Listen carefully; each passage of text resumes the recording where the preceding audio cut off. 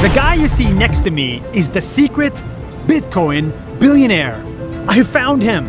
He is the one who turned a $5,000 investment into $1 billion. He is the one who paid $70 million for a virtual piece of art. And I'm also the one who came from South India and started with nothing. For the first time ever, I want to tell you the story of MetaKovan. This guy from South India did not grow up with money. In fact, for most of his life, he could not afford to buy a laptop. He could only afford to buy a flash drive where he kept all his files. At the night, I used to borrow my friend's laptop when they're just going to sleep, and then I used to use my pen drive and learn how to code. And on the internet, he saw opportunity. So he learned how to code and how to build websites. Simple websites that do simple tasks. So I remember one of the websites I built on which anyone could hire a freelancer for $10. But that didn't go very well.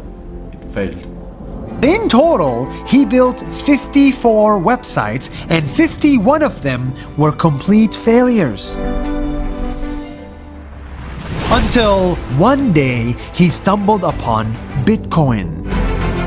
He immediately was drawn to the idea and realized that this Bitcoin technology could be big, really big. It was a global idea, and it had people who were passionate about it from all over the world. That really made me feel this is going to be really big. So he adopted Bitcoin, Ethereum, crypto, and blockchain, even when everybody said this was a fad. Anything that's new is initially rejected, right? Like they say, they laugh at first. In the same way, Bitcoin was laughed off. But that's when I know that something might work. So when people laugh at something, my brain goes, maybe we should try it, right? 8 years ago, MetaKovan believed in Bitcoin so much that he put every little saving he had into it and invested all his time in building Bitcoin companies. So I invested all my time on Bitcoin and trying to build something on top of it, and thereby learning more about it. Over the years, his bet took off, and he went from being a broke software engineer to a billionaire crypto holder.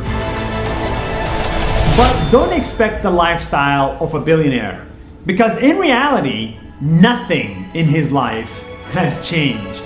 He owns 0 cars, 0 houses, and 0 stocks. 99.9% of everything he owns is still in crypto. And that's how much I believe in it.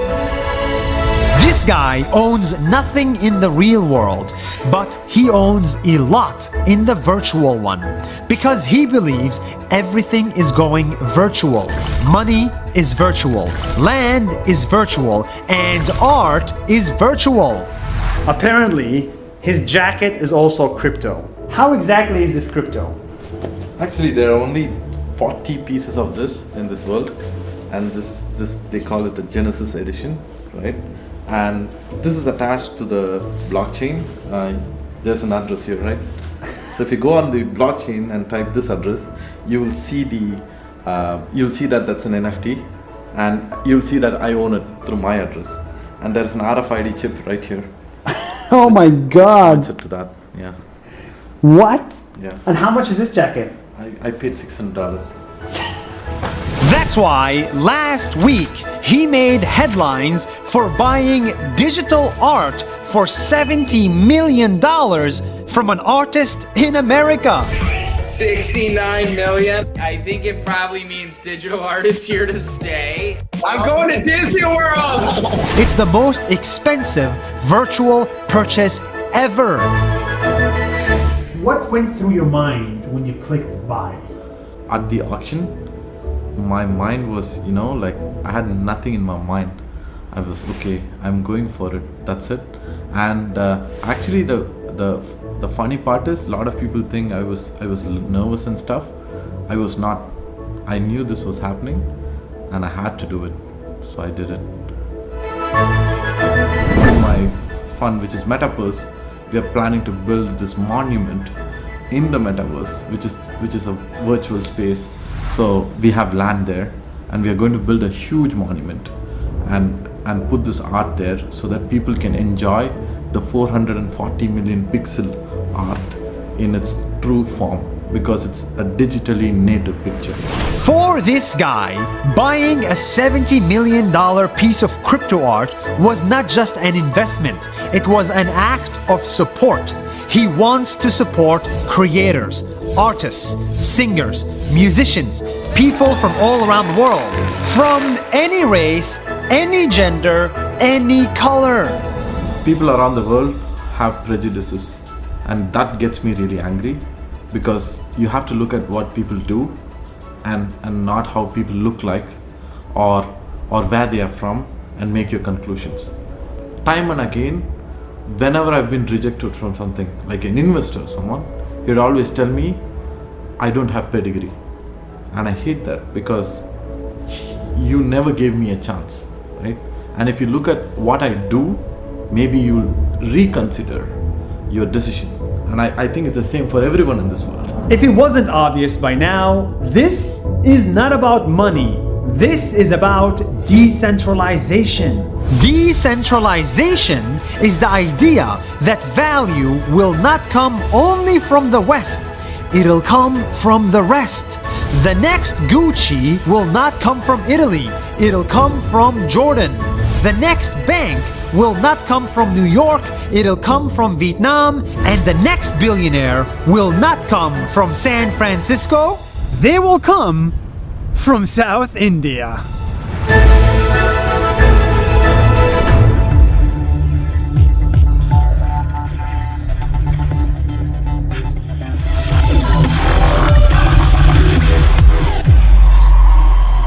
Vond je dit een leuk filmpje? Vergeet dan niet om deze video te liken, een reactie te plaatsen en je op ons kanaal te abonneren, zodat we je op de hoogte kunnen houden